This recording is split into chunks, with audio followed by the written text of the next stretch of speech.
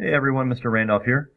In this video, as we get started in our genetics unit, I want to give you guys just some basic vocabulary. These are some words and some terms that you need to understand, you need to be able to use.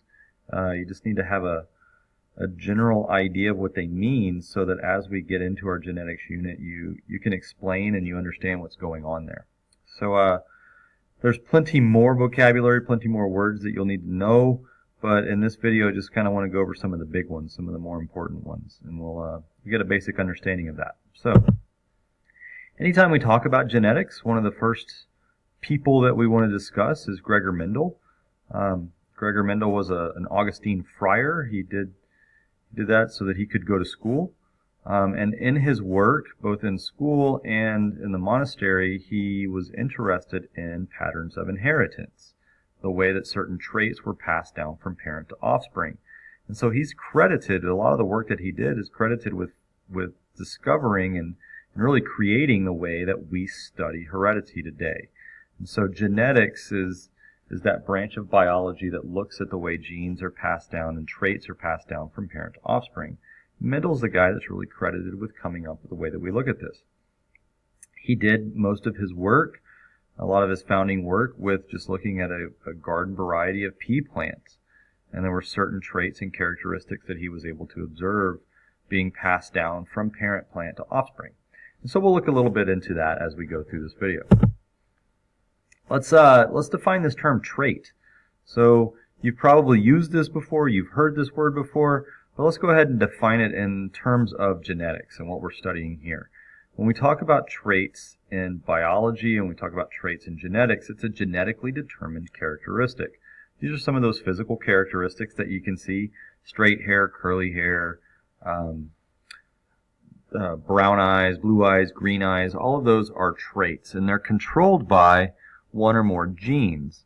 And so these are those characteristics that we refer to. The image here shows the traits that Mendel was looking at with his pea plants. He was looking at the seed shape, the seed color, the flower color, where the flowers showed up, where they appeared on the stems, and plant height. Those right there are what we would call traits. So that's kind of this big idea of those characteristics that you can see in individuals. Traits then are controlled by genes. One of my students actually used that definition, said that a gene controls what traits we see, and that's exactly right. And we've talked about genes before when we did DNA, when we talked about protein synthesis. A gene is just a segment on DNA, or on a strand of DNA, that codes for one specific protein. And so your genes really are what control the traits and the characteristics that we see in individuals. So that's another term that I want you guys to be aware of, what the difference is between a gene and a trait. The gene is the actual instructions to make the proteins, and those proteins are what actually show us those traits or become the expression of those traits. How those traits are expressed, it's probably a better way to say it. Another term that we're going to use quite frequently in this unit is allele or alleles. Alleles are different forms of a gene, and so if we just go back really quick and we look at this image here of the long or short stems, we're really talking about plant height here. And I know this is probably a bad example because this is really a human karyotype that we're looking at here, but it'll help me make my point. Each individual has two sets of chromosomes, one that we get from our fathers, one that we get from our mother. And on each of those chromosomes at different loci, different locations, are all the genes that control our traits.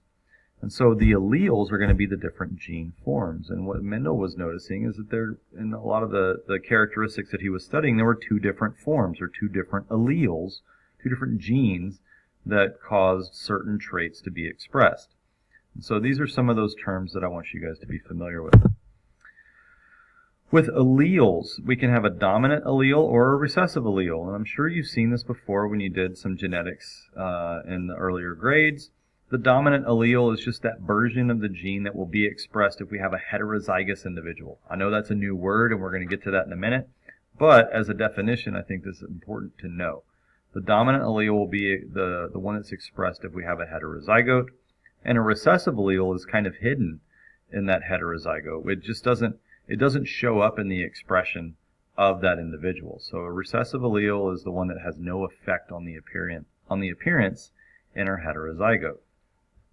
Going back to our plant height trait here. If we're looking at plant height, we have two different alleles in this particular pea plant that Mendel was studying. We have a tall allele and we have a short allele. And through his research, Mendel discovered that the tall allele, the tall version of that gene, is the dominant one. And so we'll do some monohybrid crosses and some Punnett squares looking at how that trait gets passed down. But usually when we do this, when we talk about traits and alleles, the dominant one is going to be symbolized with a capital letter, and your recessive one will be symbolized with a lowercase letter. So that's just something to remember as we go forward and start working on some Punnett squares and doing some predictions. Two other words that I really want you to be familiar with. We are going to use these quite a bit. These are things that you're going to need to be able to use to describe what you're seeing in some of our genetics problems that we do later. They are genotype and phenotype. And so if you look at these two words, genotype, one of the first things you'll probably recognize is geno, or gene, is what it's really talking about. The genotype is the genetic makeup of an organism, and then the phenotype is really what the physical appearance is that we see, the physiological characteristics that we're going to see in that organism based off of that genotype. So over here I kind of have some examples. If you've done Punnett squares before, if you've done genetics before, this will look familiar to you. We have the capital T and the lowercase t, so we have our dominant trait and our dominant allele, and our recessive allele here. These are our genotypes. And there's two of them here, because remember, these are just a symbol that shows what particular gene is on a chromosome. And when we talked about chromosomes and how our DNA is stored in our cells, we learned that we have two different versions of those chromosomes in our cells, or a diploid cell has two sets of chromosomes, one from each parent. And so the genotype is going to show both of those genes. And we do that with some kind of letter representation, capital, lowercase letters, and we'll look at some others later on. The phenotype then is what we would see based on the genes that are in that particular cell. And so if I have the two dominant tall alleles here, I'm definitely going to have a tall phenotype. If this is a dominant situation or complete dominant situation, and I have this dominant allele, the tall allele here, along with the short allele, I'll still have a tall phenotype. And then if I have the two recessive, I'll have the short phenotypes. And so the phenotype is what we see. The genotype is referring to the genetic makeup of that organism. The next couple of words that I want to go into, or really the next few words, are describing the genotypes that we can see. And so when we start talking about genetics and looking at some genetics problems, these words here, homozygous and heterozygous, are going to give us all the information. I'm sorry, my computer keeps moving ahead without me. They're going to give us all the information we need to know about the genotypes of that particular individual. And so let's break this word apart really quick, homo and zygous. We've talked about zygotes before, and the term zygote is just referring to a fertilized egg cell. A fertilized egg cell is going to be diploid. It's going to have two sets of chromosomes, one from each parent.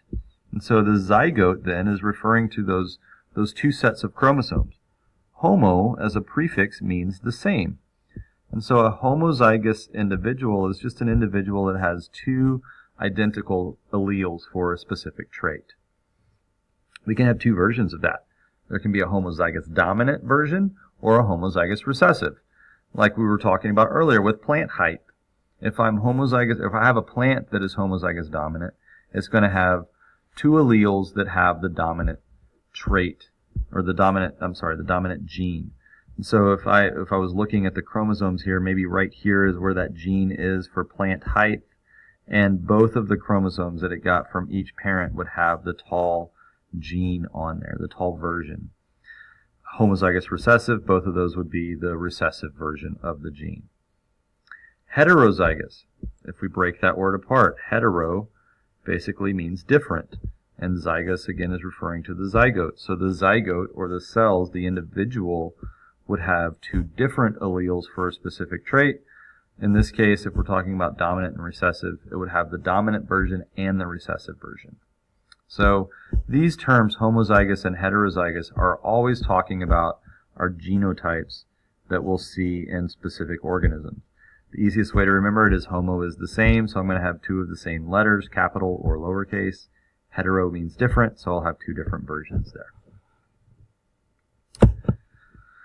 That should cover the basic terms that we're going to go over as we get into our genetics unit. In the next video, I want to go over some patterns of inheritance. We'll learn some new terms there. We'll learn the way that certain traits are passed down and the way that they're expressed. A little bit more on dominant and recessive alleles and versions of genes and things like that. Hopefully this clears up any confusion that you may have had. And like I said, we'll go over some more terms and some more in-depth things in some later videos.